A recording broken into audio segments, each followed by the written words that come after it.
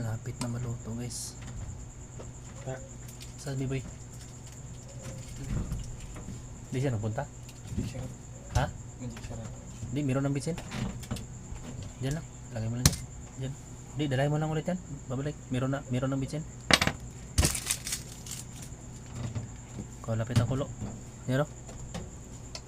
Ano na, galburuto na. Yan o, itabi mo lang yan. Ano ba lang? Compound na?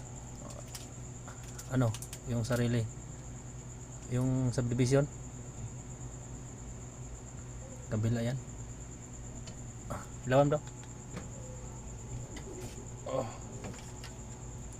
Wala nang ano yung ano ko eh. Dito, yan. Lapit na, di ba? Oo. Matagal ang ano eh, pag rice cooker.